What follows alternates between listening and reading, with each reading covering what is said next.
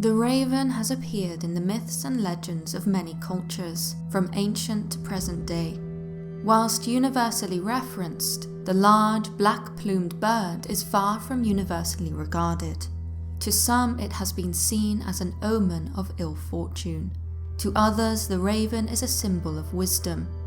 In some legends, the bird is described in godly terms, as a companion, messenger, or even embodiment of a deity. The belief that ravens possess some sort of paranormal quality dates back to the age of antiquity. In Greek mythology, ravens were thought of as the companions of Apollo, one of the most important and complex of the Olympian deities. As the god of the sun, truth, and prophecy, Apollo's association with ravens meant that the birds were thought to be able to divine the future. Certainly, the raven's throaty calls, combined with their ability to mimic human speech, gives them a human-like quality. Known to be intelligent creatures, even their movements were the subject of divinatory speculation. Augury, the interpretation of omens from birds, was practiced by both the Greeks and the Romans, and made the observation and interpretation of the direction in which ravens flew a mystical art form. A raven flying in from the east or south was considered a favourable omen. Writing in the 1st century AD, Pliny attested to the reverence of the raven's intellect when he described a talking raven that supposedly lived in a cobbler's shop in Rome. According to the Roman author, the bird would visit the forum each morning to salute the Emperor Tiberius. In Norse mythology, the raven is regarded as equally knowledgeable. Odin, one of the principal deities of the Norse pantheon, is often associated with ravens. According to legend, on his shoulders sit two of the birds, Hugin and Munin, meaning thought and memory respectively. As well as being birds of battle, the ravens are thought of as wisdom bearers, flying out each day to bring Odin news from the land of men. Far from simply appearing as the companions and messengers of deities, the raven has also been described in mythology as the very embodiment of some gods. To the Inuits, the raven is the principal creator figure, known as the Raven Father. According to their legends, the raven was born out of darkness and began life weak and lost. After wandering and experiencing the world, he grew to realize who he was, the creator of all life. Gathering up all his strength, the Raven Father flew to a new place which he called Earth. There he found a giant pea pod from which man emerged. The Raven Father taught man how to live and care for nature, and then created a female companion for him, providing them both with food and shelter. The Raven Father's teachings were then passed down to man and woman's children. And so it is in Inuit belief that the raven is revered as the creator of all life. In Welsh mythology, Bran the Blessed is a deity and High King of Britain. In Welsh, the name Bran means raven. The tale of Bran was first made known to the English-speaking world in the mid-19th century. However, Bran had existed in Welsh ancestral memory for centuries, a hero figure of great wisdom. According to the legend, during a vicious battle with the Irish, Bran was wounded in the foot by a poisoned arrow. Knowing that death was imminent, the Welsh hero turned to his followers and ordered them to cut off his head and take it to the White Mount for burial. It was his request that his head should be placed so that it faced east, so that no foreigner may invade whilst it was there.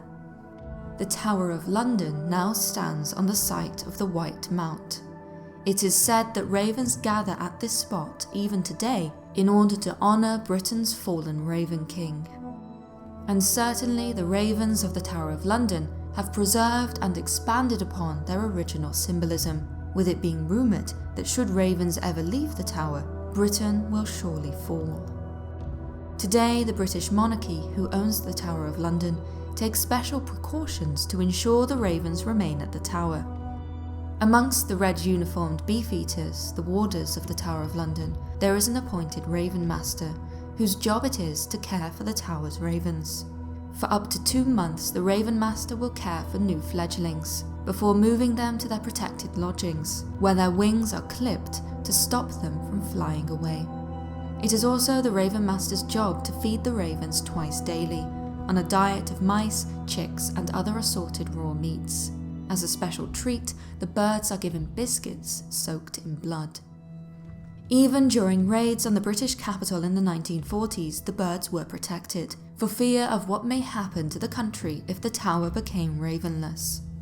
Whilst many of the birds died from shock during the intensive raids, 2 ravens, a male, Grip, and his mate, Mabel, survived. Some have regarded their survival as having secured the British monarchy and kept invasion away. However, the superstition surrounding the ravens reached a peak shortly after the end of the war, when one of the 2 surviving ravens, Mabel, flew away. A couple of weeks later, after much despondency, Grip also left, most likely in search of his mate. So strong was the belief that Britain faced peril without the protection of the raven, that when the Tower of London was reopened to the public on the 1st of January 1946, ravens were somehow obtained and were back in place, despite the heart of the city lying in ruin. Yet the superstitious whispered that the damage had already been done. Without the paranormal guardianship of the Raven King, Britain had been left defenceless. When the first steps towards dismantling the British Empire were made shortly afterwards, to some it seemed an eerie confirmation of the legend. 7 ravens live at the Tower of London today, and they are still very much regarded as guardians, tasked with continuing Bran the Blessed's defence of Britain. The idea of a raven being a protector also appears in Native American legends. Some tribes regard the raven as a secret keeper, a magical bird able to carry messages and prayers to spirits. Only those perceived worthy by the raven are to be trusted with its secret knowledge.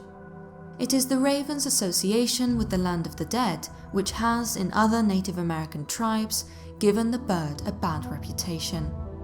To some, the raven was regarded as an omen of death, or even a stealer of souls. According to traditional legends, if a raven croaks near one's home, the death of either yourself or a loved one is imminent. The raven's negative reputation possibly grew from observation of the raven's scavenging nature. On the field of battle, ravens would be seen feasting on the fallen. It has even been suggested that ravens have such an acute sense of smell that they can sniff out decay from a great distance. Whilst there are plenty of myths and legends which present the raven positively, its association with death, ill omen, and evil can be said to be far more prevalent. Even our lexical relationship with the bird is negative. Whilst other birds may be collectively described as a flock, the collective nouns for ravens are a conspiracy or an unkindness of ravens. In the Abrahamic religion's story of Noah, the raven is described as the first bird sent from the ark to find land. It was the dove, however, who returned. According to a 16th century Arabic commentary on the flood story, thought to have been based on an earlier Hebrew text, the raven was said to have been distracted from its task by dead bodies in the water. Rather than searching for land as Noah had instructed, the bird stopped to feed on the floating carrion. When the raven finally returned 3 months later, an angry Noah cursed the creature, turning the bird's once white feathers to black. At various points in European folklore, ravens have also been associated with witchcraft. In medieval and early modern periods, it was said that witches had the ability to shapeshift into the devious-looking birds. These creatures were known as familiar spirits, a supernatural entity that is the double or alter ego of a witch, able to assist them in their practice of magic. An independent life force which remains closely linked to the witch, familiars were said to be able to take the forms of animals, such as ravens. So strong is this historical association that even today many still regard ravens as suspicious. Undoubtedly, this reputation is undeserved, both in terms of their diverse mythological reputation and our current scientific understanding of the birds. We now know that the brains of common ravens count amongst the largest of any bird species, meaning that they possess advanced cognition, having demonstrated problem-solving abilities, imitation, and even complex emotions like grief. Some scientists now consider these black-feathered birds' position on the intelligence spectrum to be level with dogs. Whilst their negative reputation is no doubt misinformed, it is not difficult to see why ravens have fascinated mankind across the centuries. Thank you for watching, and also a big thank you to everyone who supports us on Patreon. If you enjoyed this, please like and subscribe for more of the paranormal. And if you cannot wait until my next video, why not watch the one suggested on screen now? Until next time.